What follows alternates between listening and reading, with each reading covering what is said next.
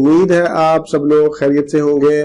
آج کا ہمارا پروگرام سونف پر ہے، سونف کے فوائد اور سونف کے نقصانات، یعنی کن لوگوں کو سونف نہیں کھانی چاہیے اور سونف کھانے کا صحیح طریقہ۔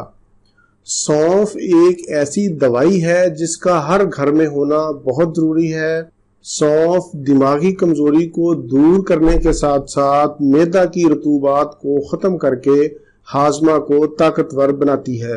سونف معدہ کی گیس، تیزابیت، سینہ کی جلن، پیٹ درد، اپھارا اور قبض میں بے حد مفید ہے۔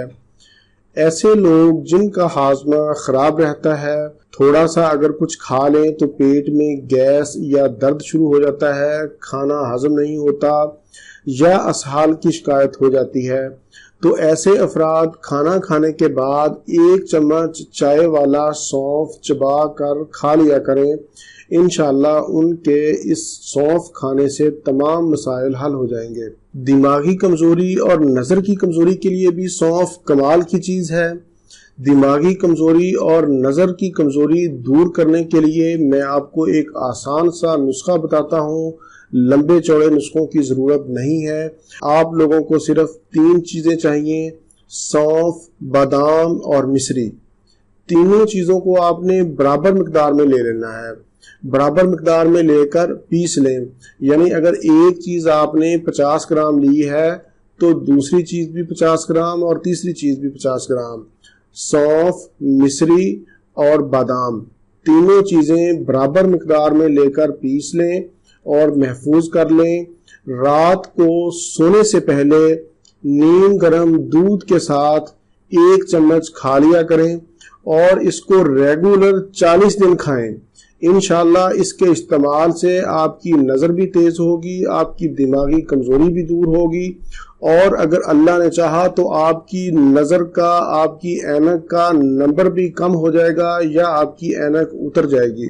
اس کو آپ صبح شام بھی استعمال کر سکتے ہیں۔ ایسے لوگ جو سونف کا استعمال باقاعدگی سے کرتے ہیں ان کے گردے اور مثانے میں پتھری نہیں بنتی، اور اگر پتھری بن جائے تو وہ ریزہ ریزہ ہو کر نکل جاتی ہے۔ سونف پیشاب آور بھی ہے، پیشاب کھل کر آتا ہے اور یہ حیض کو جاری کرتی ہے۔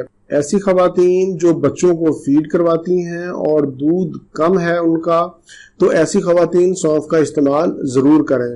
سونف جگر کی اصلاح کر کے خون کی کمی کو پورا کرتی ہے۔ سونف بلغم کو ختم کرتی ہے، بادی دور کرتی ہے، کمزوری کی وجہ سے ہونے والے سر درد میں مفید ہے۔ اگر آپ کی آواز بیٹھ جائے تو تھوڑی سی سونف لے کر چبائیں، آپ کی آواز انشاءاللہ ٹھیک ہو جائے گی۔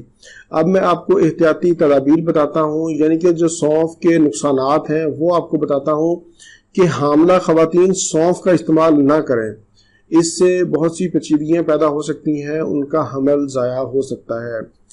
مرگی کے مریض جسے ہم ایپیلیپسی کہتے ہیں، ایسے لوگ بھی سونف کا استعمال نہ کریں۔